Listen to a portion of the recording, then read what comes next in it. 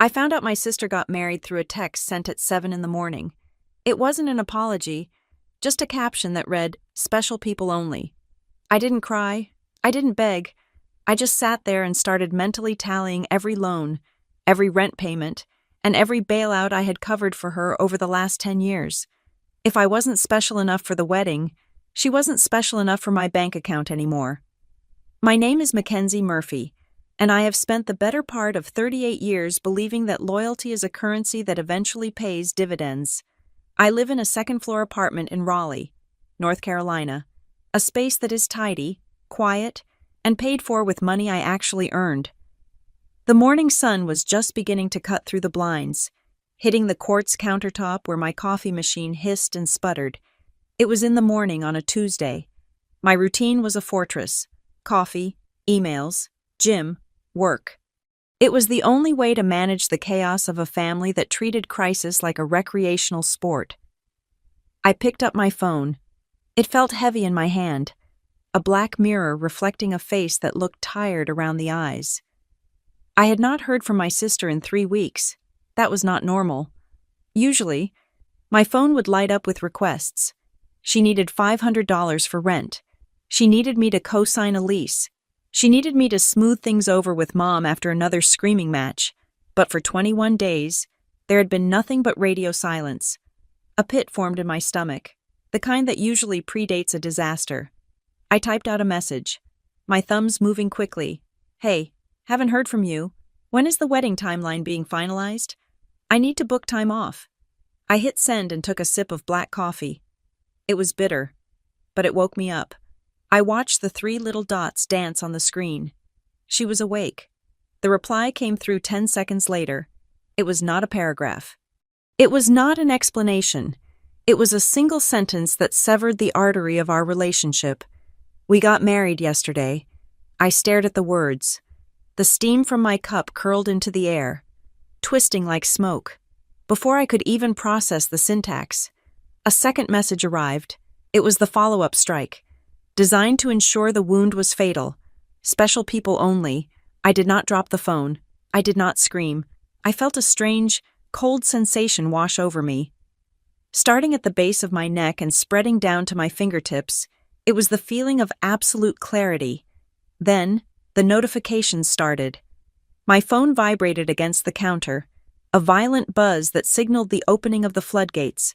The family group chat, dormant for weeks, suddenly exploded. It was a digital assault of imagery. Photo 1. A champagne tower stacked 6 tiers high, the golden liquid spilling over in a display of excess that made my accountant brain twitch. Photo 2. My sister, in a white dress that cost more than my first car, laughing with her head thrown back. Photo 3. A wide shot of the venue. I recognized the backdrop. It was the scandalous luxury hotel downtown, the one she had sworn was too expensive when we looked at budgets 6 months ago. I swiped through the faces. There was Cousin Eddie, a man who had borrowed $2,000 from me 3 years ago for a business venture involving emu farming and never paid back a dime. There was Aunt Linda, who had called me a cold-hearted spinster at Thanksgiving because I refused to loan her my car. There were high school friends she had not spoken to in a decade. They were all there. They were drinking champagne. They were smiling. And then I saw it. My mother. She was standing next to my sister, wearing a dress I had bought her for her 60th birthday. She was beaming. Underneath the photo in the chat, she had commented with 3 heart emojis and the words, "My beautiful girl." Finally happy. I felt the air leave my lungs. It was not just that I was excluded. It was that my absence was structurally necessary for their joy. I was the ghost in the machine, the person who paid the bills so they could play pretend. And now that the party had started, I was erased. I needed to hear it. I needed to hear the tone of voice to believe that this was real life and not a fever dream. I pressed the call button. It rang 4 times. I expected it to go to voicemail. I expected the cowardice of a text message breakup, but she picked up. "Hello?" The voice was loud, distorted. She had me on speakerphone. I could hear the clink of silverware and the murmur of other voices in the background. She was at a post-wedding brunch. She was broadcasting this. She wanted an audience for the sister who got left behind. "You got married," I said. My voice was flat. It sounded like I was ordering deli meat. "Oh, Mackenzie," she chirped. The tone was light, airy, completely devoid of guilt. "Yeah, we just decided to do it. Just rip the Band-Aid off. You know? It was super intimate." "Intimate," I repeated. "I saw the photos. There are 100 people there." "Well, you know what I mean," she said. And I could hear the smirk. I could hear the performance she was putting on for whoever was sitting at the table with her. We wanted a vibe, no drama, just people who really get us. Positive energy only. Positive energy. The phrase hung in the air between Raleigh and wherever she was. I thought about the time I drove 4 hours at 2 in the morning to pick her up from a police station. I thought about the tuition checks. I thought about the silence I kept when she lied to Mom about where the money came from. "Special people only," she added, repeating the text. She wanted it to hurt. She wanted me to yell so she could hold the phone up and say, "See?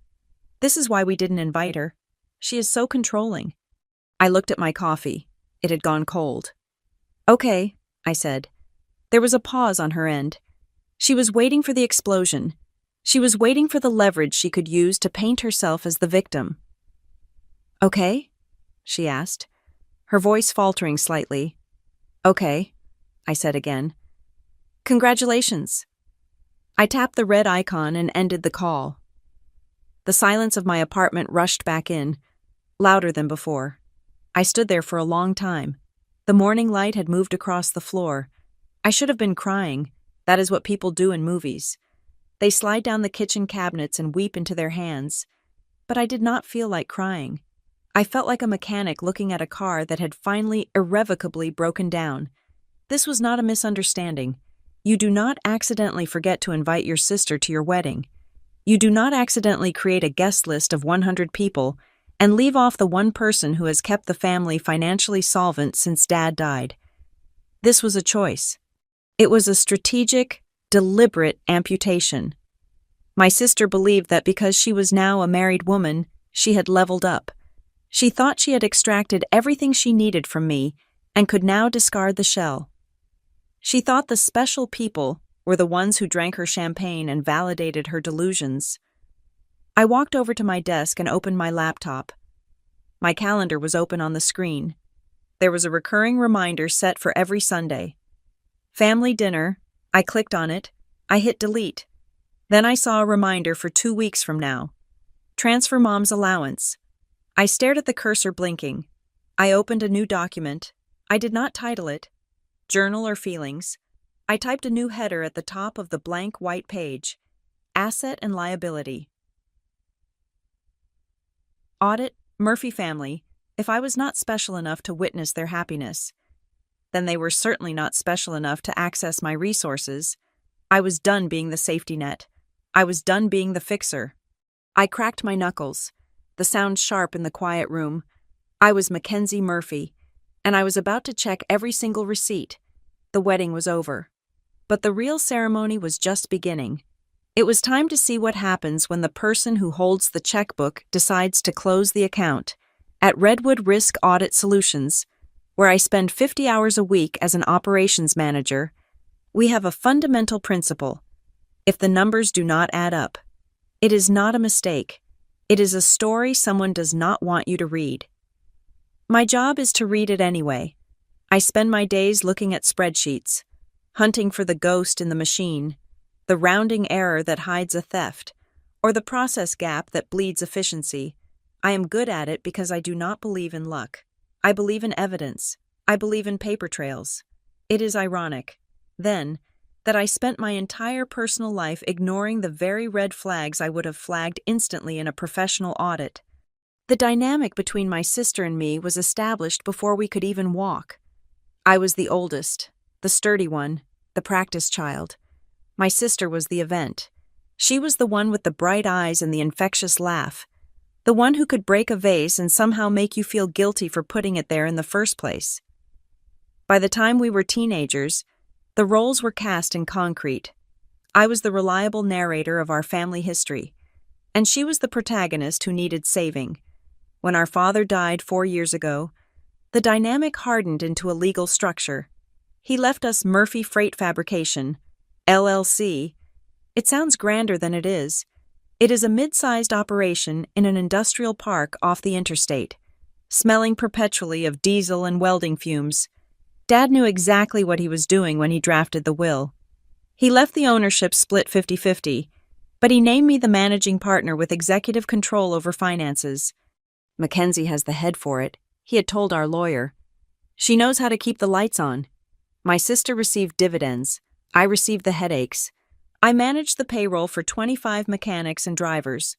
I negotiated with vendors who wanted to hike steel prices by 15%. I dealt with the insurance premiums that seemed to double every 18 months. My sister just checked her bank account to make sure the direct deposit hit on the first of the month. But the business was not the only place where I subsidized her existence. I sat at my kitchen table, the silence of the apartment pressing against my ears, and let the memories replay, not with nostalgia, but with the cold clarity of a forensic accountant. There was the car she drove, a white SUV she insisted she needed for her image as a budding lifestyle influencer. I co-signed the loan because her credit score was hovering in the mid-500s. "It is just a signature, Kenzie," she had said, eyes wide and pleading. "I will make every payment. I promise." She made 3 payments. I made the last 24.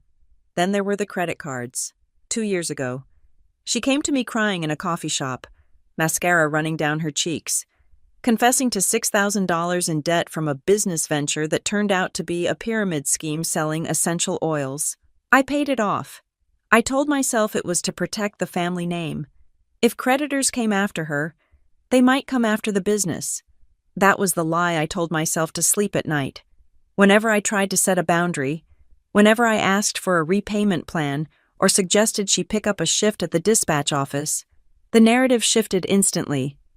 "God, you are so controlling," she would say, her voice turning sharp. "You just love holding money over my head. You love making me feel small." And then my mother would chime in, the eternal peacekeeper who maintained the peace by sacrificing me. "Mackenzie, be the bigger person," Mom would say, usually while chopping vegetables for Sunday dinner, refusing to look me in the eye. "She is going through a hard time. You are the oldest. You have to understand. It is only money. It is only money." That is the mantra of people who have never had to worry about where it comes from. I remembered a specific dinner about 6 months ago. We were at a steakhouse for my aunt's birthday. The table was full, 12 people drinking wine and laughing. My sister was holding court, telling a story about a trip to Cabo she had taken with her then-boyfriend, now husband. "We almost missed the flight because I lost my passport," she giggled, leaning into her fiancé. "But I just called Kenzie, and she, faxed a copy of my birth certificate to the embassy or something. I do not even know. She just fixed it." The table cooed. "Isn't that nice? What a good sister." Then her expression changed, a playful glint entering her eyes that I now recognized as malice. "Honestly, though, she probably had that copy ready to go," she said, taking a sip of red wine. "Mackenzie loves paperwork. She is obsessed with tracking everything. It is practically a sickness. If she could put a GPS tracker on all of us, she would—" Everyone laughed. My aunt laughed. My mother laughed.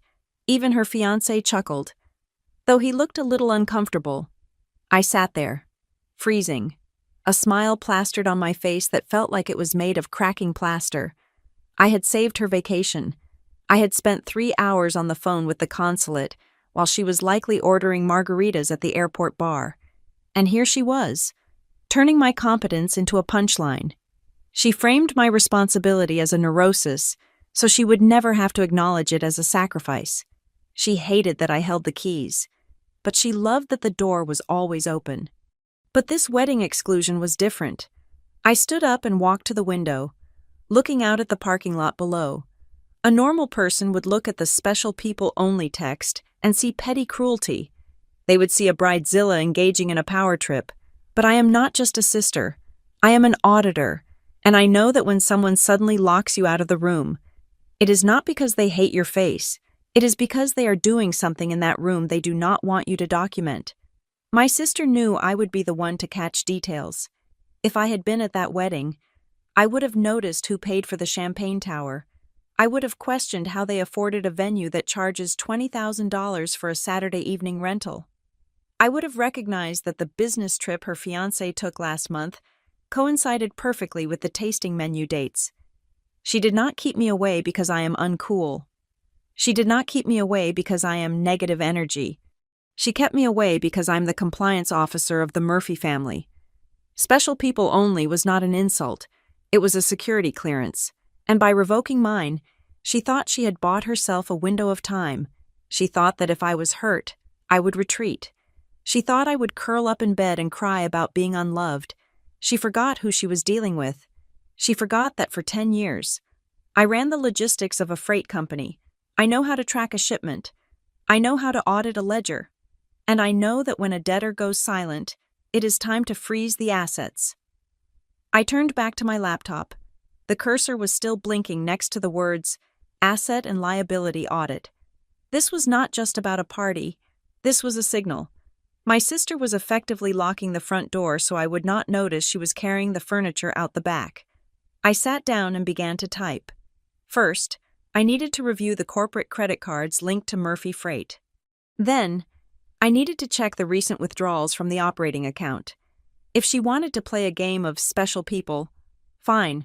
I was about to show her exactly how special I was. I was the only person in the family who knew the passwords. 7 days of silence is a luxury in the logistics business, and it is an absolute miracle in the Murphy family. For 1 entire week following the wedding text, my phone did not ring, no demands for money, no guilt trips about missing Sunday dinner, just the steady, rhythmic hum of my life returning to a baseline of solitary efficiency. I went to work at Redwood Risk Audit Solutions. I went to the gym. I ate dinner alone. It was the calmest week I had experienced in 3 years. But in my line of work, we have a saying, silence is not the absence of activity. It is usually the sound of someone holding their breath while they pick a lock. It was Tuesday afternoon, just past 2 o'clock.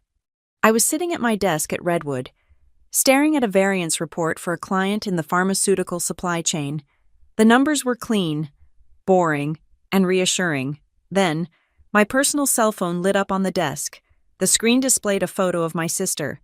It was an old picture, one from before the lip fillers and the influencer aspirations, back when she still looked like the girl I used to share a bunk bed with. I let it ring 3 times. I considered letting it go to voicemail, but the auditor in me needed to know the data point. Was this an apology? Was this a taunt? Or was this a request? I picked up. Mackenzie! Her voice was high, breathless, and saturated with a sweetness that set my teeth on edge. It was the voice she used on her Instagram stories when she was unboxing a product she had been sent for free. It was a performance. Hello, I said. I did not ask how the wedding was. I did not ask about the honeymoon. I kept my voice as neutral as a dial tone. Oh my gosh, I have missed you so much, she gushed, bulldozing right over the awkwardness of our last interaction. The honeymoon was insane. You would have loved the architecture. But listen, I am literally about to board a flight to the next leg of the trip, and I have this tiny issue. There it was, the pivot. The transition from affection to transaction took less than 15 seconds. What issue? I asked. I put the phone on speaker and set it down next to my keyboard. I opened a new browser window on my computer. So, there was this mix-up with the venue deposit, she said, speaking faster now. They double-charged us for the catering, and they are trying to process a refund, but they said the bank account flagged it because it is a large incoming amount from a new vendor. It is totally standard, right? You know all about this stuff. You are the control freak. She laughed, a nervous, brittle sound. She was trying to frame my profession as a quirk again, trying to use the very skill she mocked to save her skin. A refund to which account? I asked. Your personal account? Well, no, she said, her voice dropping a register. We used the business account for the deposit, just for cash flow reasons, We were going to pay it back immediately. But now the refund is stuck, and I just need you to go into the system and verify the transaction. It is just a click. Seriously, it will take you 2 seconds. My hand hovered over the mouse. Send me the email from the venue, I said. Forward me the invoice and the refund notification. I will look at it. I can't, she snapped. The sweetness evaporated instantly. I told you. I am boarding a plane. The Wi-Fi is terrible. I do not have access to my email right now. Just log in and click the notification. Why do you have to make everything so complicated?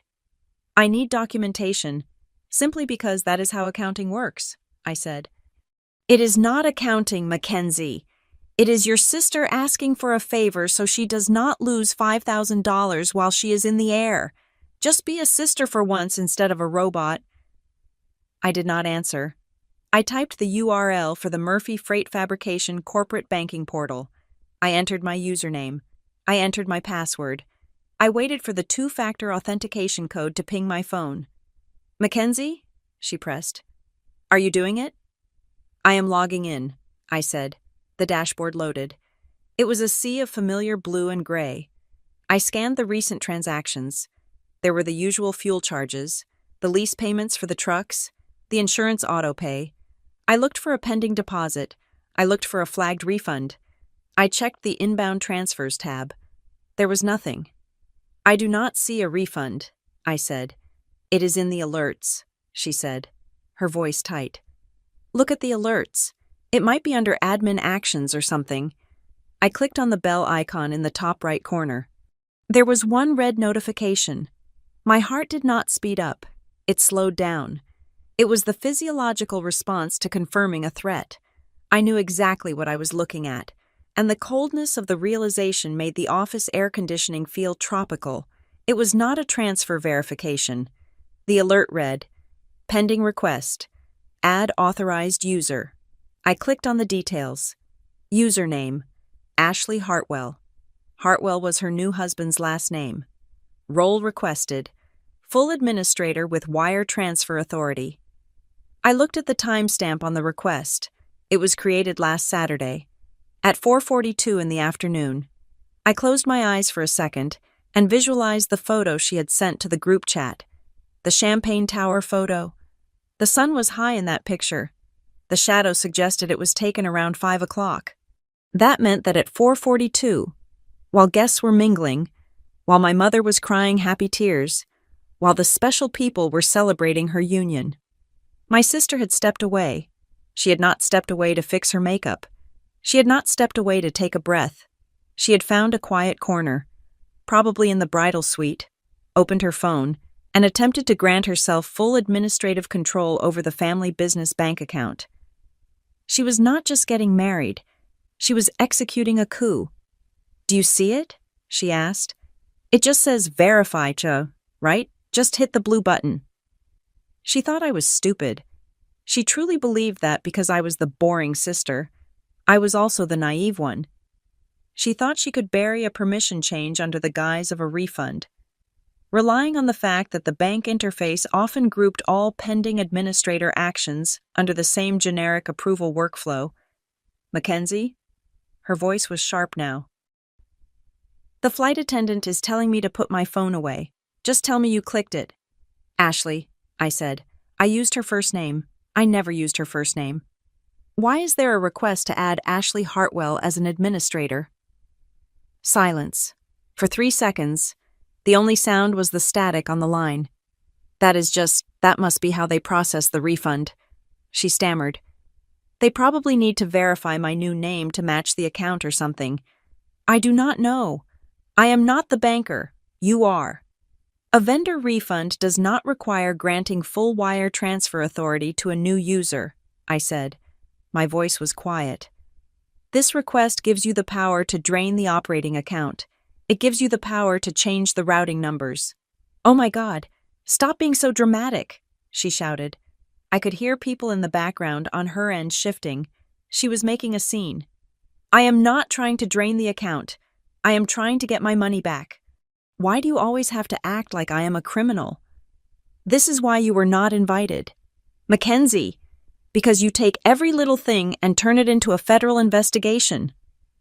The gaslighting was almost impressive in its velocity. She had pivoted from, "help me," to, "you are crazy," in the span of a single breath. "You created this request at 4:42 on your wedding day," I said. "So what?" she spat. "I was multitasking. I am a businesswoman." "You are unemployed," I said. "I am an owner of that company just as much as you are," she screamed. "Dad left it to both of us. I have a right to access my money." "Not without my approval," I said, "and not by lying about a vendor refund. Just click the button. Mackenzie, if you do not click it, the refund bounces, and I lose the money. Do you want to be responsible for that? Do you want to explain to Mom why you cost me $5,000 because you were too jealous to help?" The threat, the invocation of Mom, the emotional blackmail, it was the greatest hits album of our entire relationship. "I will handle it," I said. "Good," she huffed. "Finally, just text me when it is done." The line went dead. I sat there in the silence of my office. The screen was still glowing. The blue button labeled "Approve" pulsed gently, inviting me to sign my own death warrant. I did not click it. Instead, I opened the snipping tool. I took a screenshot of the request, capturing the timestamp, the IP address, and the specific permissions requested. I took a screenshot of the user profile she had created, which linked to a personal email address I did not recognize, something with Hartwell in the domain, not her usual Gmail. I saved the files into a new folder on my desktop labeled Evidence. Then, I clicked Reject. A dialog box popped up. Reason for rejection? I typed, "Unauthorized access attempt. Security breach suspected." I hit Enter. The request vanished. I was not done. I navigated to the security settings. I set up a new rule. Any attempt to modify user permissions requires dual-factor authentication from the primary administrator's device and a voice confirmation with the bank's fraud department. I leaned back in my chair. My hands were trembling, not from fear, but from the adrenaline of a near miss. She had tried to walk me into a trap. She had tried to use my own competence against me. Assuming I would autopilot through the approval to solve a problem, she wanted me to handle it. "Okay, Ashley," I whispered to the empty room. "I am handling it." I picked up the phone again, but not to call her. I dialed the number for our business banker, the one who handled the fraud alerts. "This is Mackenzie Murphy from Murphy Freight," I said when he answered. "I need to report a suspicious access attempt on our main operating account. I need you to pull the logs for the last 7 days. Everything." The game had changed. This was no longer about a wedding invitation. This was corporate espionage. And the perpetrator was sitting in first class, waiting for a confirmation text that was never going to come. I dialed the number on the back of my corporate debit card. It was not the general customer service line. It was the direct line for the commercial fraud department, a number I had memorized 2 years ago when a vendor in Ohio tried to invoice us for $4,000 worth of non-existent tires. The hold music was a soft, sterile jazz that seemed designed to lower your blood pressure while you waited to find out how much money you had lost. I put the phone on my desk, watching the seconds tick by on the display. 1 minute, 2 minutes. "Commercial security, this is David, agent ID 492. How can I help you today? Ms. Murphy?" David sounded tired but sharp. He was likely sitting in a cubicle in Delaware or Arizona, looking at a screen filled with red flags. "I am looking at a pending request on the Murphy Freight operating account," I said, keeping my voice level. "Request ID 77 Alpha 9. It is an authorization for a new administrator. I need to know the origin point." "1 moment," David said. I heard the rapid clatter of a keyboard. "Okay, I see the request. It was flagged by our automated system because the IP address does not match your usual login profile." "Was it a mobile login?" I asked. My sister had been at her wedding. I assumed she had done this from her iPhone, hiding in the bathroom. "No, ma'am," David said. "This request was initiated from a secure kiosk." I frowned. "A kiosk? You mean an ATM?" No, an in-branch service terminal, David corrected. Specifically, the terminal at our downtown branch on 4th Street. The user logged in physically. I felt a chill that had nothing to do with the air conditioning.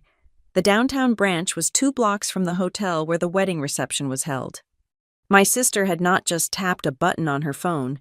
She had physically left her own party, walked 2 blocks in her wedding dress, or perhaps changed into something else, and stood at a bank terminal to hack my company. That required a level of premeditation that made my stomach turn. There is an upload attached to the request, David continued. Standard procedure for a new administrator. Do you want me to open it? Yes, I said. Describe it to me. It is a PDF, he said. Looks like a scan of a handwritten letter of authorization on Murphy Freight letterhead. It is signed by Well. It is signed by you, Mackenzie Murphy. Does the signature match the card on file? I asked. It is close, David said, his voice hesitant. But the loop on the M is a little too wide, and the slant is vertical. Your signature on file leans to the right. I closed my eyes. My sister had spent 20 years watching me sign permission slips and birthday cards. She had practiced. But she was sloppy. She always rushed the details. What else? I asked. There is a secondary ID verification, David said. A photo of a driver's license, North Carolina issue, expiration 2028.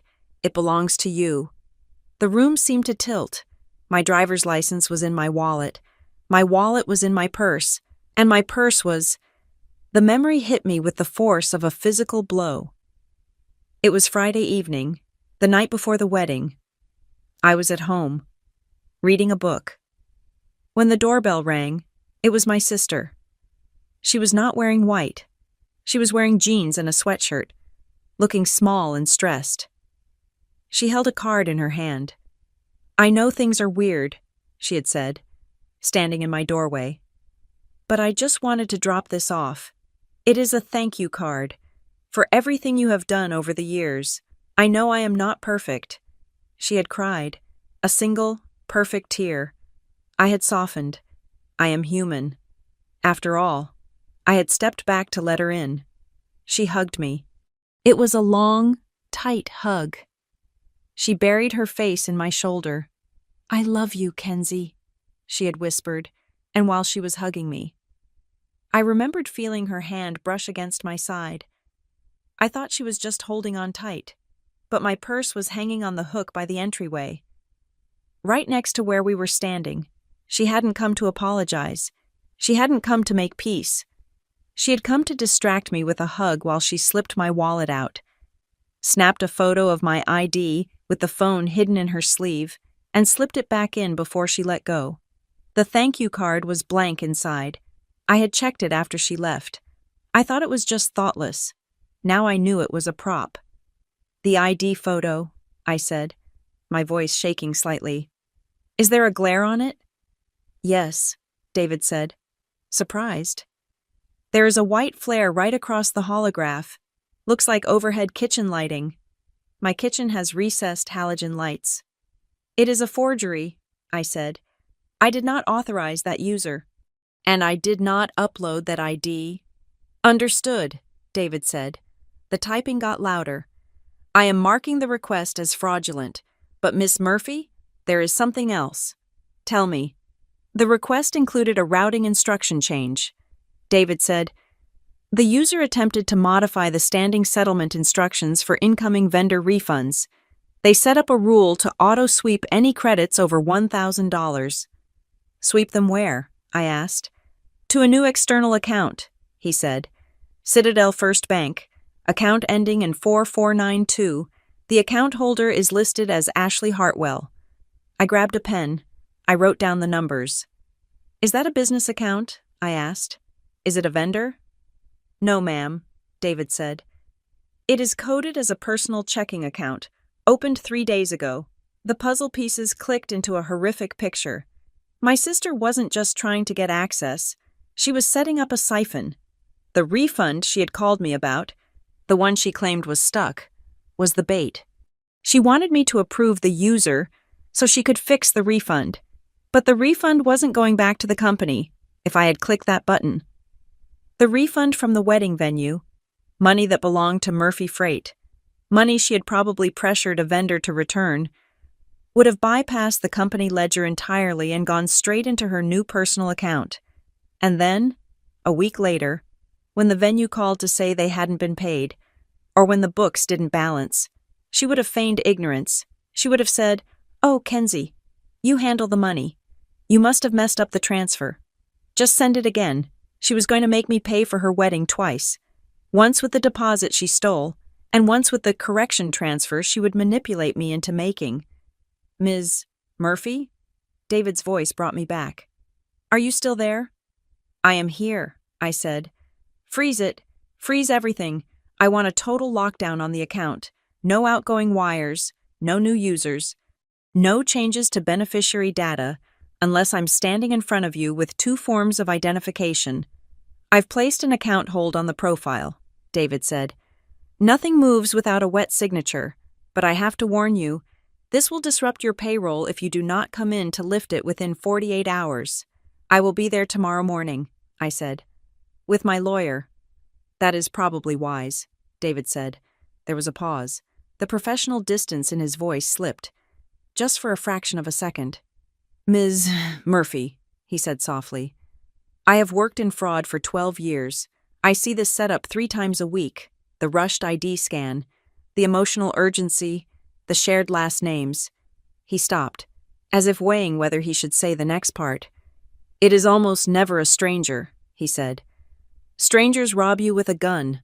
Family robs you with a hug." "Thank you, David," I said. I hung up the phone. The office was quiet. The hum of the server room down the hall sounded like a heartbeat. I looked at the screenshot on my computer. I looked at the timestamp, 4:42 p.m. My mother had been smiling in the photos. My cousins had been drinking champagne, and my sister had been standing at a bank kiosk, stealing my identity while wearing a wedding ring I had probably paid for. I did not feel sad anymore. Sadness is for people who have lost something by accident. This was not an accident. This was a declaration of war. I opened my email. I created a new folder. I named it Case File, Hartwell. I dragged the screenshots into it. Then I picked up my phone and sent a text to my sister. "Checking on it now. System is slow. Give me a few hours." I was not going to tell her I knew. Not yet. When you catch a rat in the kitchen, you do not scream. You wait until it is fully in the trap, and then you snap the bar. I did not throw the phone against the wall. I did not scream into a pillow. I did what any good operations manager does when a project goes critical. I bought myself time. I typed a reply to my sister, keeping my thumbs steady. "The banking portal is down for maintenance on my end. I am running a diagnostic. I will update you tonight." It was a lie. Of course, the portal was working perfectly. But in the world of logistics, technical difficulties is the universal code for "I am stalling while I figure out how to fix the mess you made." I put the phone in my purse and drove to the Murphy Freight Fabrication office. It is a 20-minute drive from the city center, out past the airport where the warehouses stretch for miles like gray dominoes. I parked in my reserved spot, the one with M. Murphy painted on the curb in fading yellow paint. Inside, the office smelled like old coffee and toner cartridge dust. Sarah, our bookkeeper for the last 15 years, looked up from her dual monitors. She is a woman who treats decimal points with religious reverence. "Afternoon, Mackenzie," she said, adjusting her glasses. "I thought you were taking a half day." "Change of plans," I said, walking past her to my office. "I need you to pull the expense reports for the last quarter, specifically, anything labeled client development or event hosting." Sarah frowned. "We haven't hosted an event since the Christmas party 3 years ago." "Exactly," I said. "Pull it anyway." I sat at my desk and logged into our internal accounting software. While the bank was one fortress, our ledger was another. If my sister was trying to funnel refunds through the bank, she had to have created an initial expense to justify the cash flow. You cannot get a refund for a bill you never paid. I scanned the lines of data, fuel costs, tire replacements, union dues, and then, there it was, entry 4029, dated 2 months ago. Vendor, Elite Catering Services, amount, $12,500. Description, Q3 Regional Logistics Summit. Deposit. My stomach dropped. There was no Q3 Regional Logistics Summit. We are a freight company. Our idea of a summit is ordering pizza for the drivers when we hit a safety milestone. I clicked on the entry to see who authorized it. Usually, it would say user M. Murphy or user S. Jenkins. This entry said user admin_temp_04. Sarah, I called out, keeping my voice level. Who set up a temporary admin profile in January? Sarah appeared in my doorway, looking confused. Nobody. You locked the user list last year? Why? Because someone used a temporary override to cut a check for $12,000 to a catering company, I said. I looked at the audit trail. The temporary user had been created at 11 o'clock at night on a Sunday. The IP address traced back to a residential provider. My sister had not just hacked the bank. She had managed to access our accounting software, likely guessing a password I hadn't changed since Dad died because it was sentimental, and cut a check to her wedding caterer. Disguising it as a business expense, she had paid for her wedding dinner with company money, and now she was trying to get the deposit refund sent to her personal account, effectively stealing the money twice, first as a service, then as cash. Is that fraud? Sarah asked, her voice dropping to a whisper. It is an accounting error.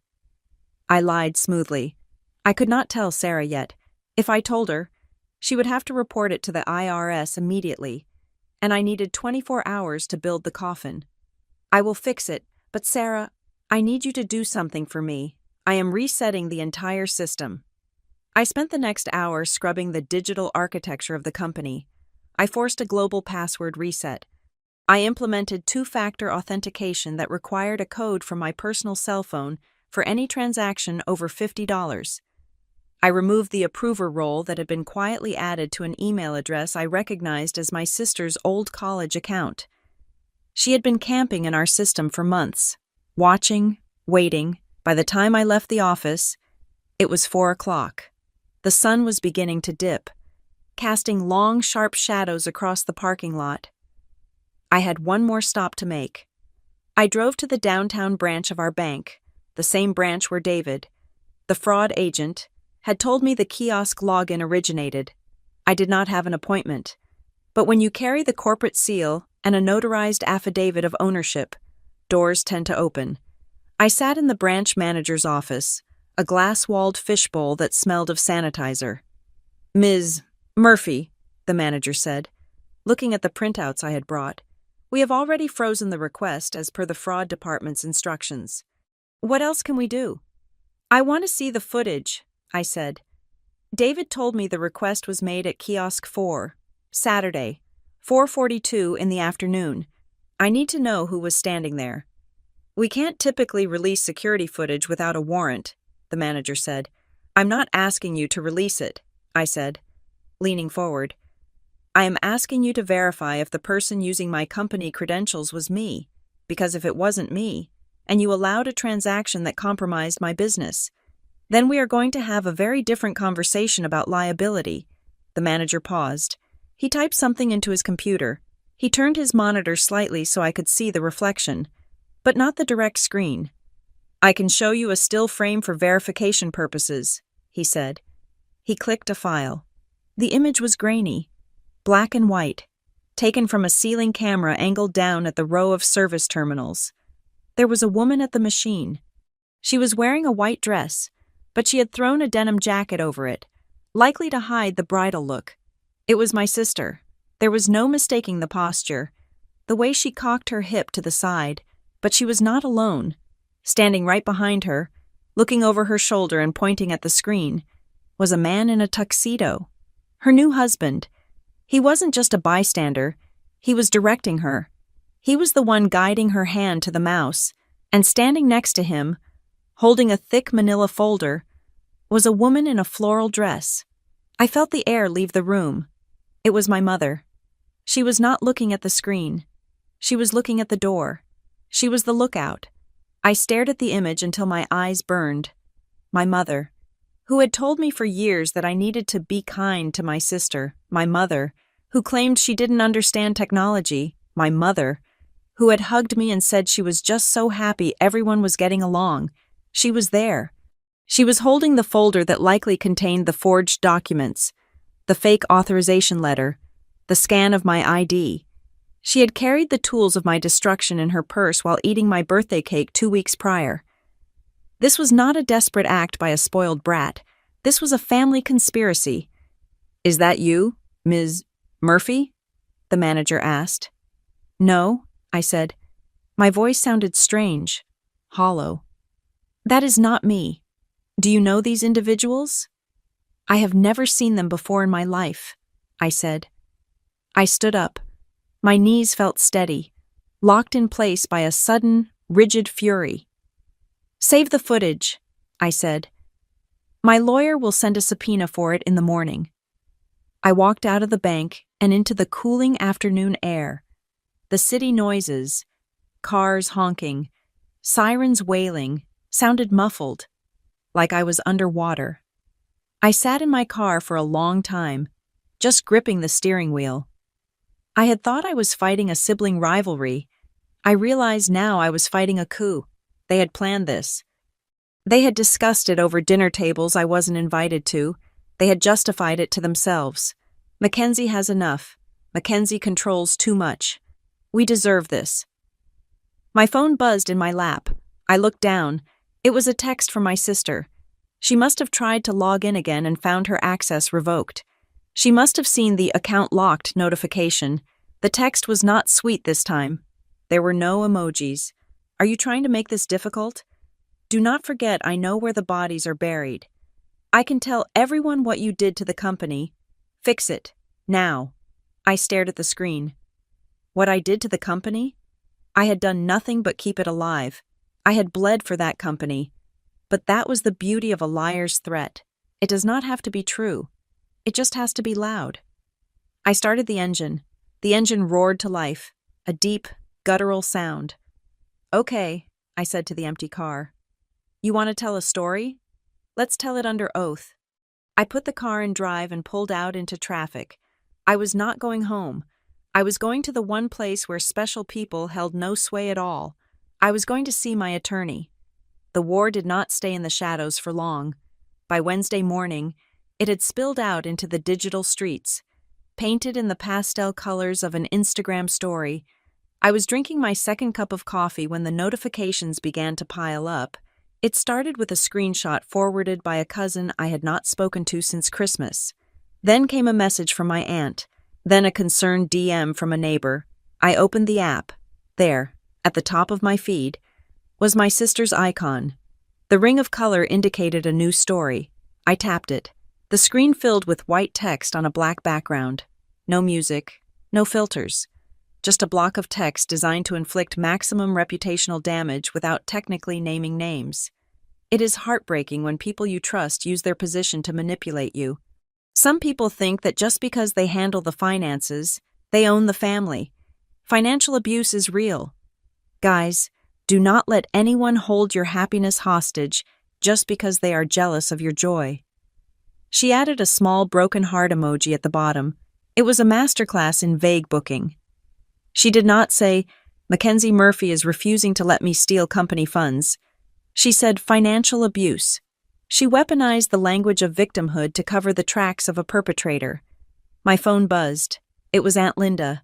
"Mackenzie, honey, I saw Ashley's post. Is everything okay? She sounds devastated. You know how sensitive she is. Please tell me you aren't holding up her wedding money. Be the bigger person." I stared at the screen. The wedding money she referred to was likely the $12,000 my sister had embezzled for the catering.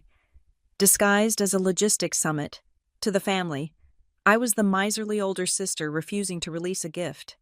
To the law, I was a fiduciary protecting a corporate asset. I did not reply to Aunt Linda. I did not reply to the cousin. I took a screenshot of the story and added it to the folder on my desktop. Exhibit D, Public defamation. Then, the email arrived. It was not from Ashley's personal account. It was from a secure, encrypted email service. The kind usually used by people who do not want their IP address tracked. Subject: Notice of failure to act. I opened it. The language was stiff, pseudo-legal, likely drafted by her husband or a template they found online. To the management of Murphy Freight and Fabrication. This email serves as formal notice that you are unlawfully withholding reimbursements due to an authorized representative of the company. If the pending refund transaction is not approved by 5 o'clock today, we will be forced to file a formal complaint regarding your abuse of fiduciary duty and mismanagement of company assets. We will also disclose the irregularities in your accounting practices to the relevant board. I laughed. It was a dry, humorless sound. She was threatening to report me for irregularities in the very books she had tried to cook. It was a bold bluff. She was betting that I had secrets. She was betting that I was just as dirty as she was, and that the threat of exposure would make me fold. She bet wrong. I picked up my keys and drove straight to the Glass and Steel Tower on the south side of Raleigh. I did not go to the company office. I went to the office of Elias Thorne. Elias has been our corporate counsel for 10 years. He is a man who wears three-piece suits in July and speaks in paragraphs that cost $400 an hour. He does not care about feelings. He cares about statutes. I sat in his conference room, the leather chair squeaking as I leaned forward. I laid it all out: the bank kiosk photo, the rejected transfer, the fake admin profile, the Instagram story, the threatening email. Elias read the email twice. He took off his glasses and cleaned them with a silk cloth. "She is accusing you of the exact crime she is committing," Elias said. "It is a classic projection strategy. If she screams thief first, she hopes the police will look at you while she runs out the back door." "I froze the bank account," I said. "But Elias, she is escalating. She is not acting like someone who got caught. She is acting like someone who has a backup plan." Elias nodded. He turned to his computer. "If she is threatening to remove you or claiming you are unfit, she needs a mechanism to do that. She owns 50% of the shares. But you have the operational authority in the bylaws. To bypass you, she would need to change the corporate structure itself." He navigated to the Secretary of State's online portal. It is a public database where every registered business in North Carolina is listed. He typed in Murphy Freight and Fabrication, LLC. The page loaded: current status, active, registered agent, Mackenzie Murphy, agent address, the company warehouse address. "It looks fine," I said, letting out a breath I didn't know I was holding. "Wait," Elias said. He pointed to a small tab at the bottom of the screen labeled Pending Filings. He clicked it. My blood ran cold. There was a document in the queue, uploaded yesterday at 9 in the morning. Statement of change of registered office and / or registered agent. "Open it," I said. The PDF opened. It was a form requesting to change the registered agent from Mackenzie Murphy to Ashley Hartwell, and it requested to change the registered office address. The new address was not her house. It was not the warehouse. 247. Industrial Parkway. Suite B. "I know that address," Elias said, his voice flat. "It is not an office. It is a strip mall next to the airport. Suite B is a private mailbox rental service, a Dropbox." I stared at the screen. The audacity was breathtaking. "Explain it to me," I said, though I already knew. "If she changes the registered agent to herself and the address to a mailbox she controls," Elias said, speaking rapidly, "then she controls the flow of legal information. If she wants to sue the company to force a sale, or if she wants to call a vote to remove you as manager, the legal notices go to that mailbox. And I never see them," I said. "Correct," Elias said. "She serves the papers to herself. You miss the deadline to respond because you do not know the lawsuit exists. She goes to court and gets a default judgment against you. By the time you find out, she has a court order saying she is the sole manager and you have been removed for negligence." It was a silent coup. She wasn't just trying to steal $5,000. She was trying to steal the entire company by redirecting the mail. She did this the day after the wedding, I said. She was on her honeymoon. She pre-filled the forms, Elias said. Look at the date on the signature page. It is dated 2 weeks ago. She has been sitting on this. I felt a wave of nausea. All those times she asked about how the filing system works, or who handles the state tax forms. She wasn't taking an interest. She was conducting reconnaissance. Stop it, I said. Can we stop it? We can file an emergency objection immediately, Elias said, his fingers flying across the keyboard. I will flag the filing as unauthorized and allege identity fraud. I will place a lock on the entity so no changes can be made without a notarized affidavit from you personally. But Mackenzie, this is a declaration of war. She is trying to decapitate the leadership. Do it, I said. Lock it down and draft a cease and desist. I want her to know that we know. Elias hit enter. The filing status changed to under review, flagged. It is done, he said. The state will reject her change request. She will get a notification in about an hour. I walked out of Elias's office feeling like I was walking through a minefield. The sunlight hit the pavement hard. I checked my phone. There was a new message from my sister. She must have just received the email from the state portal saying her application was rejected. She did not ask why. She did not feign ignorance. The text was short. Special people only. You do not belong to the decision-making group anymore. It wasn't a threat. It was a statement of belief. She truly believed that because she was the fun one, the loved one, the one with the husband and the mother's approval. She had the moral right to bypass the law. She thought the rules were for people like me. Boring, lonely, diligent people. I looked at the text. You do not belong to the decision-making group. You are right, I whispered to the phone. I am not in the group. I am the one holding the keys to the building. I got into my car. The engine started with a roar. I had the bank logs. I had the camera footage. I had the fraudulent state filing. I had the threatening emails. I was done playing defense. It was time to introduce my sister to the one thing she had never encountered in her entire charmed life. A consequence. I dialed the number for the forensic accountant Elias had recommended. This is Mackenzie Murphy, I said when he answered. I need a full audit. Not just of the last month. Go back 5 years. I want to know every single penny she has ever touched. The vibration of my phone against the metal surface of the desk sounded like a drill. It was Thursday morning, and I was at the warehouse, the beating heart of Murphy Freight and Fabrication. The air here usually smelled of diesel and ozone, a scent that grounded me, but today, the atmosphere felt thin, brittle. I looked at the caller ID. It was Miller, my shop foreman. He was standing less than 50 feet away from me, on the other side of the glass partition that separated the administrative office from the garage floor. I looked up. Miller was not looking at me. He was looking at his boots, shifting his weight from one foot to the other. He was a man who had worked for my father for 20 years, a man who could rebuild a transmission in the dark. If he was calling me from inside the building, something was wrong. I picked up. Come to the break room, Miller said. His voice was low. Just you. Please. I hung up and walked out. I kept my face neutral, in a leadership role. Panic is a contagion. If I showed fear, the drivers would smell it. I walked past the dispatch desk, nodding to the scheduler, and pushed open the heavy steel door of the break room.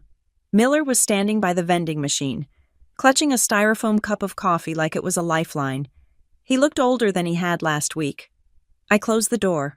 What is it, Miller? I asked. He took a breath. Someone came by yesterday, he said, while you were at the lawyer's office. Who? I asked. A vendor? A safety inspector? Miller shook his head. He reached into the pocket of his coveralls and pulled out his phone. He tapped the screen with a grease-stained thumb and held it out to me. It was a photo taken from the hip, slightly blurry but clear enough, standing in the middle of my shop floor, wearing a suit that cost more than Miller made in a month. Was my new brother-in-law, Grant Hartwell. He was smiling, his hand resting on the shoulder of one of the junior mechanics. He told security he was a co-owner. Miller said, "He said he was just doing a walkthrough, checking on the assets." My blood ran cold. Grant had never set foot in this building. He did not know a camshaft from a crankshaft. What did he want? "Miller?" I asked. "He wanted the keypad codes." Miller said, "He told the night shift supervisor that you had forgotten to update the vendor list and that he needed to get into the server room to check the inventory logs. He was polite, real polite. He kept saying he didn't want to bother you because you were going through a hard time." I felt a sharp spike of adrenaline. The narrative. They were planting the narrative of my incompetence on the ground floor. What did he mean by hard time? I asked, though I knew the answer. Miller looked at the floor again. "He said you were unstable." "Mackenzie. He said the family was worried about your mental health since the wedding. He said you were having episodes. He told us he was stepping in to help shoulder the load so the business wouldn't suffer. It was a brilliant, poisonous lie. It used my own dedication against me. It painted my recent intensity as mania and his intrusion as charity." "Did anyone give him the codes?" I asked. "No." Miller said, "The guys know who signs the checks." "But Mackenzie, that is not all." Miller swiped on his phone. A screenshot of a text message appeared. "Hey buddy, appreciate the tour. If you can snap a photo of the main dashboard the next time Mackenzie logs in, just to show me the cash flow is stable. There is a $500 bonus in it for you. Keep it between us. I just want to make sure she's not burning the place down." The text came from a number I recognized, Grant's personal cell. He was bribing my staff. He was trying to buy espionage with cash bonuses. I looked at Miller. "Did you reply?" "No," Miller said. "I figured you would want to see it first. Send it to me." I said, "Right now." I watched him forward the message. My phone buzzed. Evidence. Pure, undeniable evidence of corporate espionage and attempted bribery. I looked at Miller. "You did the right thing. If he comes back, you call the police. You tell them there is a trespasser on the premises. Do not engage him. Do not talk to him." Miller nodded, looking relieved. "I got your back. Mackenzie, your dad would have skinned him alive for this." I walked back to my office. I did not slam the door. I sat down and exhaled, a long, shaky breath that rattled in my chest. They were not just coming for the money anymore. They were coming for my reputation. They were trying to turn my own workforce against me. I unlocked my computer. If Grant was asking for screenshots of the dashboard, it meant he was blind. It meant my security measures were working. But if he was desperate enough to bribe a mechanic, he was desperate enough to try other doors. I opened the accounting software again. I ran a search for any activity that had occurred during the time Grant was in the building. There were no logins, no password resets, but then I saw it, a tiny blip in the accounts payable ledger. It was a transaction for $10.50. It was dated yesterday. The vendor name was new. Hartwell Event Consulting. I stared at the screen. $10. It was a test transaction. Criminals do this all the time. They run a microcharge through a system to see if the routing number is active and if the automatic fraud filters trigger. If the $10 goes through without an alert, they know the pipe is open. Then they hit you for $10,000. I clicked on the transaction details. It had been entered manually. How? How had they entered it if they didn't have a login? I looked at the entered by field. It said, "System auto-generated." My heart hammered. They hadn't logged in. They had used an invoice link. Some of our older software allowed vendors to submit invoices directly if they had a specific URL. Grant must have found an old email chain, perhaps on my sister's computer from when I helped her years ago, and found a direct submission link. He was testing the perimeter. I picked up the phone and dialed the internal extension for IT. Block the external invoice portal. I said, "Shut it down, now." Then I called the forensic accountant I had hired the day before. I found a rat hole. I said, "Run a background check on a business entity called Hartwell Event Consulting." I did not have to wait long. The accountant was good. He called me back in 20 minutes. "Mackenzie," he said, "I found the registration for Hartwell Event Consulting. It is a sole proprietorship. Opened 4 days ago." "Who is the owner?" I asked. "Ashley Hartwell," he said. "And the address?" I asked. holding my breath. 1247 Industrial Parkway. Suite B, he read. I closed my eyes. It was the same address. The private mailbox. The vendor Grant was trying to pay with company money was just a shell. They had set up a fake consulting firm, registered it to the same Dropbox where they wanted to send the stolen legal notices, and were now trying to invoice my company for services that did not exist.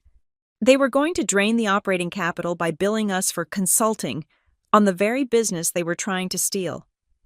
I looked at the text message from Grant again. I just want to make sure she's not burning the place down. I felt a cold, hard smile touch my lips. I was not burning it down. I was fireproofing it. I took a screenshot of the $10 invoice. I took a screenshot of the vendor registration. I added them to the file with Miller's text message. Then I sent an email to Elias, my lawyer.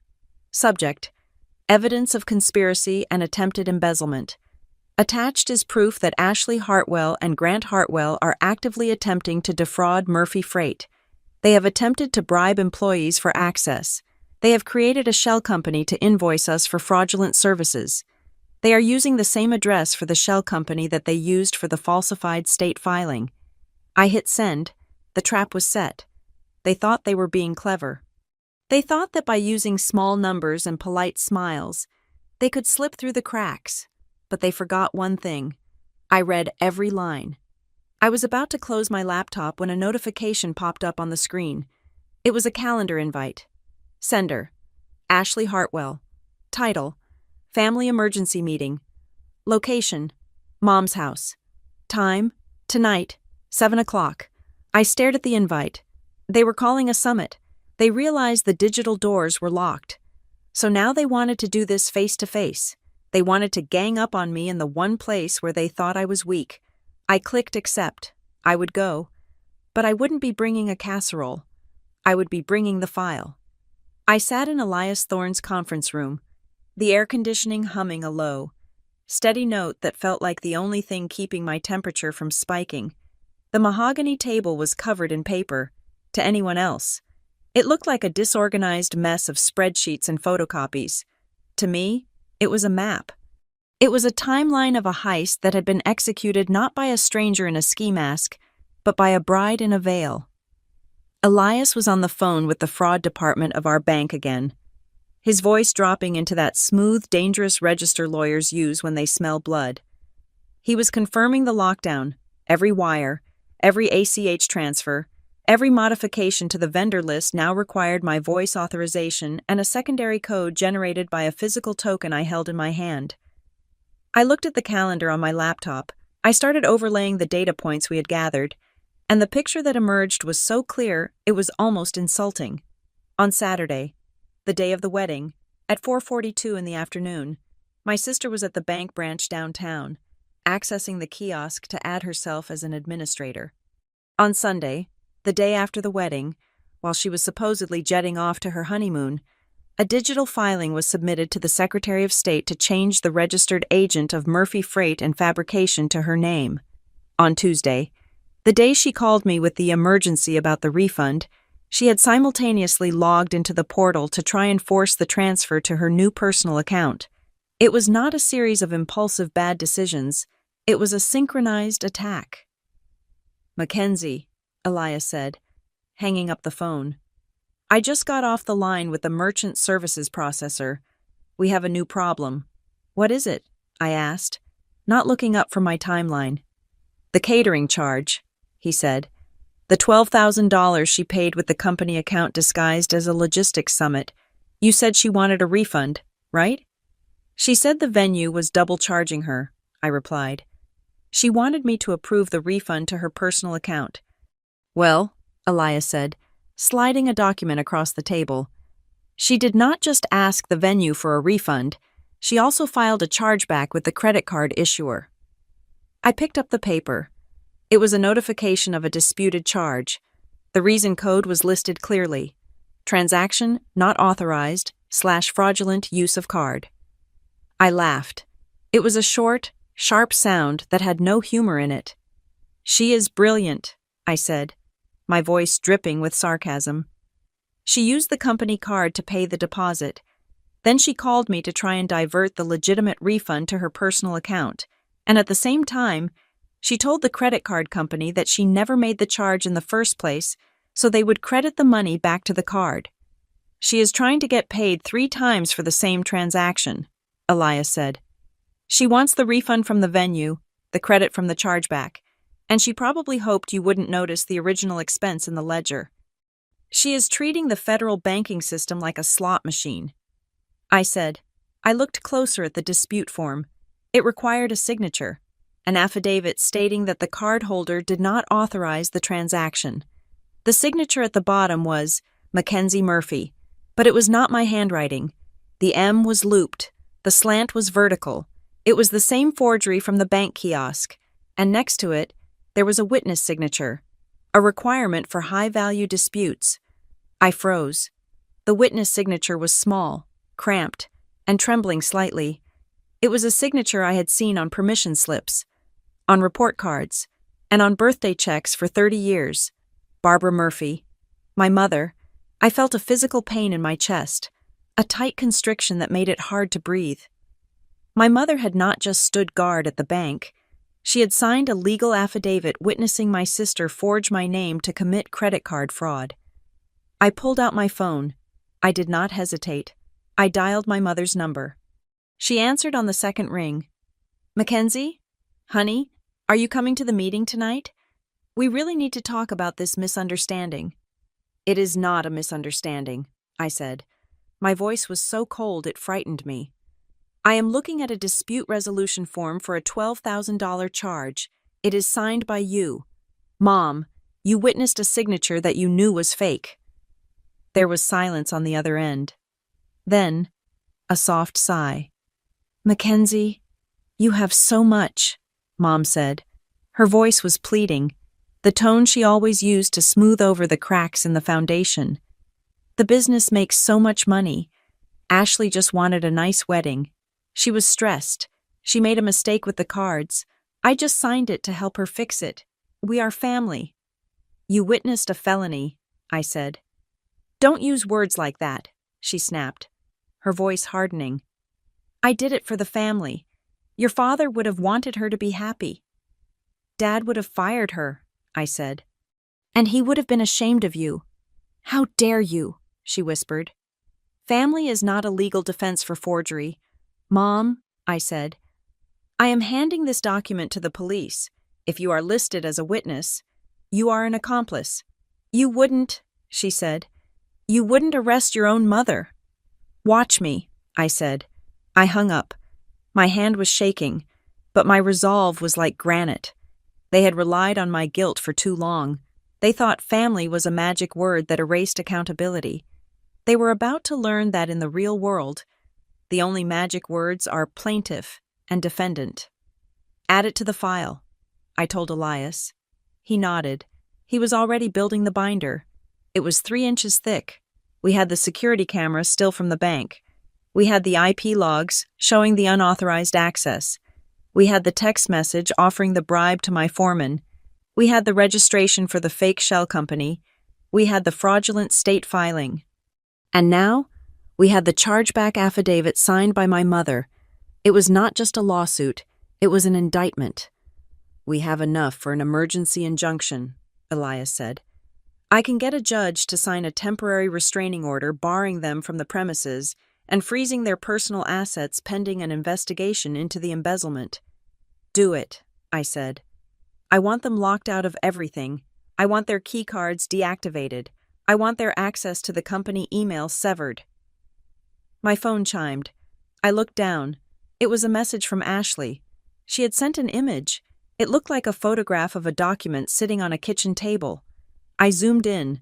The document had a header that looked official. Superior Court of North Carolina. Temporary order of removal. The text claimed that due to mental instability and mismanagement of assets, Mackenzie Murphy was hereby suspended from her duties as manager of Murphy Freight and Fabrication, effective immediately.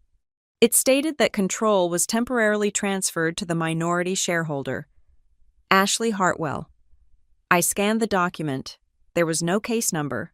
There was no court seal. There was no judge's signature. and the language was wrong.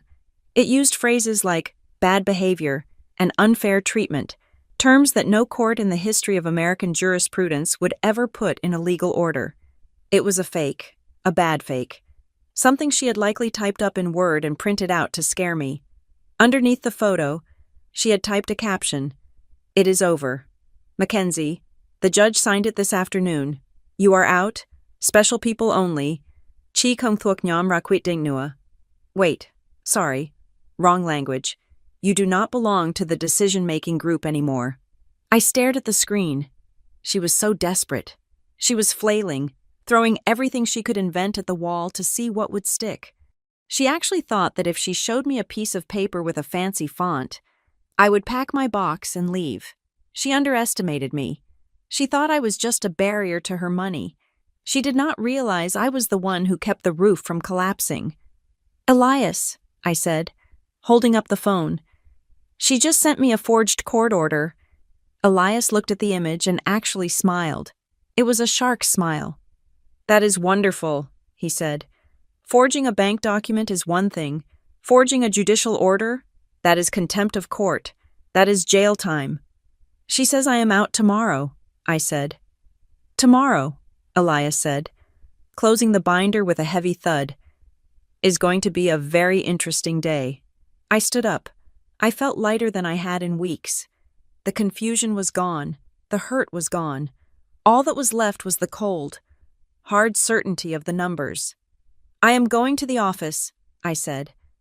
"I have a company to run, and I need to make sure security is ready for when the new owner shows up." I walked out into the evening light. The sun was setting, painting the sky in bruises of purple and red. I checked my watch. It was 6 o'clock.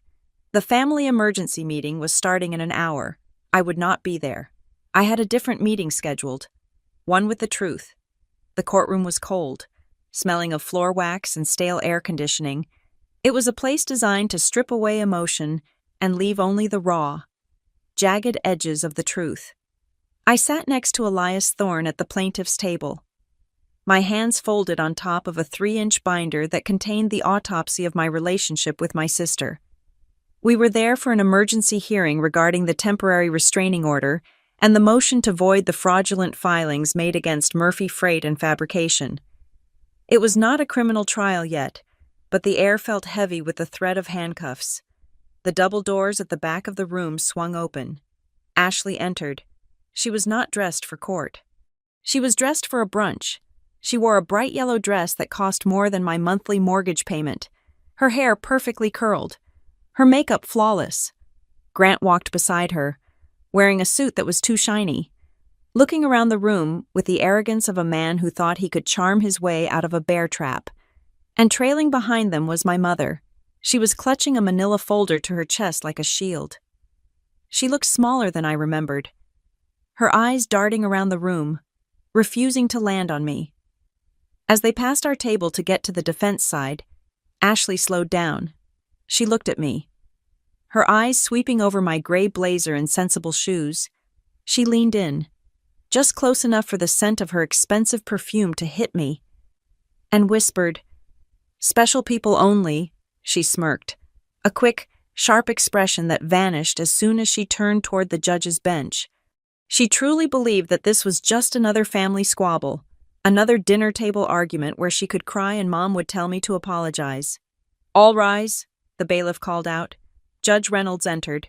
He was an older man with wire-rimmed glasses and a face that looked like it had been carved out of granite. He sat down, opened the file in front of him, and looked over his spectacles at the defense table.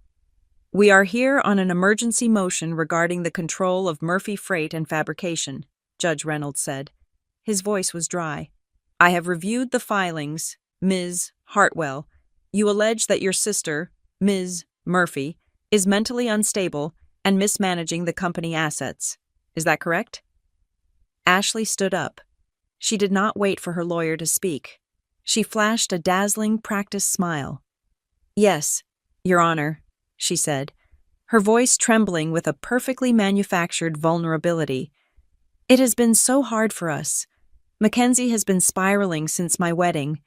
She is jealous. She has been hiding money, refusing to pay vendors, and locking the family out of our own legacy.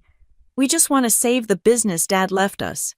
And your solution to saving the business, Judge Reynolds said, looking down at a paper, was to file a change of registered agent with the Secretary of State, moving the corporate address to a private mailbox in an industrial park.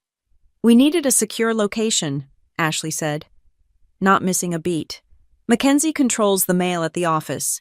We needed to ensure we received the legal notices. I see, the judge said. He turned to Elias. Counsel? Elias stood up. He did not smile. He did not use adjectives. He used timestamps. Your Honor, Elias said, the defense claims they acted to protect the company. However, we have evidence that these actions were part of a premeditated scheme to defraud the company, initiated before any alleged instability on my client's part. Elias handed a document to the bailiff. Exhibit A, Elias continued. A log from the First National Bank downtown branch, dated Saturday, the 5th of this month, time, 4:42 in the afternoon. Ashley stiffened. This log shows a physical login to the Murphy Freight corporate account from a service kiosk. Elias said, the user attempted to grant full wire transfer authority to Ms. Hartwell. This attempt occurred while Ms. Hartwell was purportedly at her own wedding reception. I was checking on a deposit, Ashley blurted out. Her lawyer put a hand on her arm to silence her, but she shook it off. I am an owner. I have a right to check the balance. And Exhibit B, Elias said. Ignoring her outburst, he held up a large, high-resolution printout. A security camera still from the bank at that exact time. The image was projected onto the small screen on the judge's bench. It showed Ashley in her wedding dress covered by a denim jacket. It showed Grant pointing at the screen. And it showed my mother, standing guard. Judge Reynolds stared at the photo. He looked at the timestamp. Then he looked at my mother. Mrs. Murphy, the judge said. My mother jumped. She looked like a deer caught in the headlights of a semi-truck. Stand up, please, the judge said. Mom stood up, clutching her folder so hard her knuckles were white. Is that you in the photograph? The judge asked. I don't know, Mom stammered. It is blurry. It is quite clear to me, the judge said. You are standing behind your daughter while she accesses a corporate bank account. Did you know she was attempting to change the wire transfer authority to a personal account? I just went for a ride, Mom whispered. Ashley said she needed to run an errand. I didn't know the technical details. I support my children. You support them in fraud? The judge asked. His voice was not loud, but it carried the weight of a gavel strike. It wasn't fraud, Ashley shouted. It was my money. Mackenzie is the thief. She controls everything. She didn't even come to my wedding. That proves she hates us. Elias looked at me. I nodded. It was time to close the trap. Ms. Hartwell, Elias said, turning to face her. You claim you were at the bank to check a deposit, but in your affidavit submitted to this court yesterday, you stated under oath that at 4:45 on Saturday, you were cutting the cake at the venue. Which is it? The room went silent. Ashley blinked. She looked at her lawyer. Her lawyer looked down at his notes, realizing he had been fed a lie that was now on the official record. I might have been confused about the time, Ashley said. It was a busy day. The bank is 2 blocks from the hotel, Elias said. You left your reception. You changed your clothes. You went to the bank. You attempted to hijack the company account. And then you went back to the party. You excluded your sister from the guest list not because of a strained relationship, but because you needed her physically absent so you could access the accounts without her receiving the security alerts on her phone, which she had left in her car per your request for a unplugged ceremony. I hadn't left my phone in the car, but I had turned it off. She had banked on that. That is a lie, Ashley screamed. The facade of the elegant bride was gone. Her face was twisted in ugly, desperate anger. She is twisting everything. Special people only meant close family. It didn't mean this. Special people, Judge Reynolds said, interrupting her. An interesting choice of words. He took off his glasses. He looked at Ashley, then at Grant, and finally at my mother. In this court, the judge said, we do not have special people. We have statutes, and we have evidence. He picked up his pen. I am granting the plaintiff's motion for a preliminary injunction, Judge Reynolds said. Ms. Hartwell, Mr. Hartwell, and Mrs. Murphy are hereby barred from the premises of Murphy Freight and Fabrication. You are enjoined from accessing any company accounts, contacting any employees, or representing yourselves as agents of the company. You can't do that, Grant shouted. We own 50%. You own shares, the judge said cold. You do not own the right to embezzle. Furthermore, given the evidence of the forged chargeback affidavit signed by Mrs. Murphy and the fraudulent state filing, I am referring this matter to the District Attorney's Office for a criminal investigation into identity theft and corporate fraud. My mother let out a sound that was half gasp, half sob. She slumped into her chair. Criminal? Ashley whispered. But it is a family dispute. Not anymore, Judge Reynolds said. We are adjourned. The gavel came down. It was the loudest sound I had ever heard. I stood up. I did not look at my mother, who was now weeping into her hands. I did not look at Grant, who was furiously whispering to his lawyer. I looked at Ashley. She was standing frozen, staring at the judge's empty chair. She looked like a child who had broken a vase and was waiting for someone to tell her it was okay. She was waiting for the bailout. She was waiting for the fix. I walked over to the defense table. Elias tried to stop me, but I held up a hand. I stopped 2 feet away from her. Ashley, I said. She turned to look at me. Her eyes were rimmed with red. Fix this, Mackenzie, she hissed. Tell him it was a mistake. Mom is crying. How can you let Mom cry? I didn't make her cry, I said. The consequences of her actions did. I leaned in, mirroring the way she had leaned into me at the start of the hearing. You wanted a list of special people, I said softly. You have one now. It is on the indictment. You, Grant, and Mom. You are finally exclusive. I turned around and walked out of the courtroom. I walked past the weeping mother. I walked past the furious husband. I pushed open the double doors and stepped out into the hallway. The air in the corridor was cool and quiet. I took a deep breath. It tasted like ozone and diesel and freedom. I checked my watch. It was 11 o'clock. I had a company to run. And for the first time in my life, I didn't have to carry anyone else's baggage while I did it. The investigation that followed was clinical, precise, and entirely devoid of the emotional theatrics my family thrived on.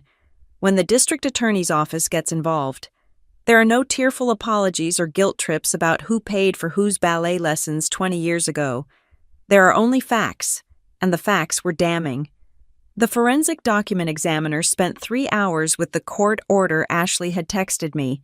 It took him less than 10 minutes to confirm what I already knew.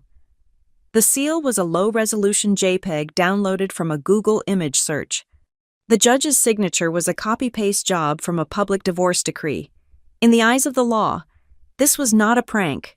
It was forgery of a judicial instrument, a felony that carries a potential prison sentence.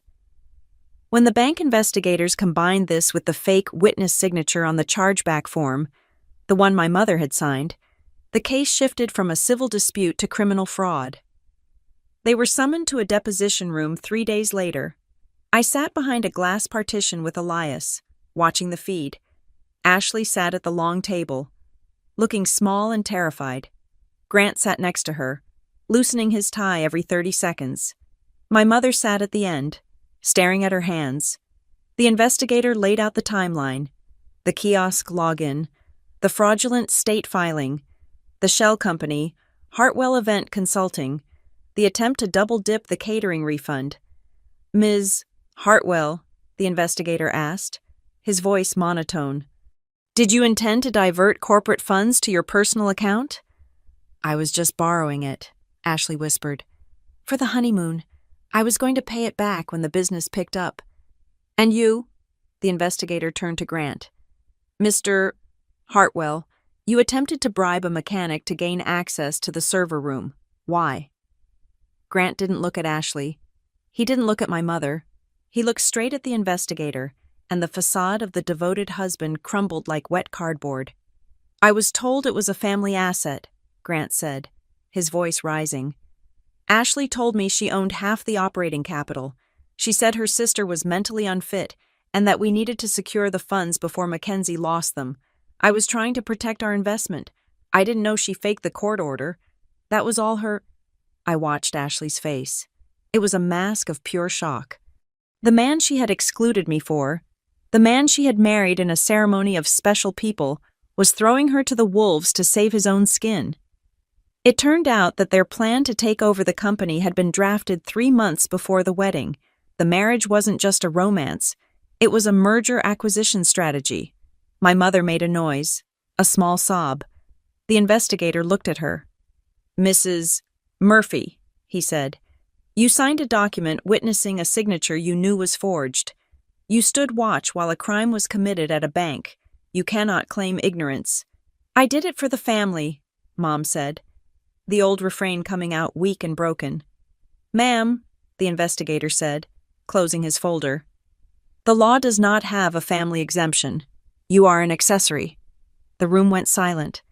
For the first time in her life, my mother realized that her enabling behavior had a price tag she could not afford. The settlement came swiftly because they had no leverage left. Elias drafted the terms, and they were brutal. I retained 100% operational control of Murphy Freight and Fabrication.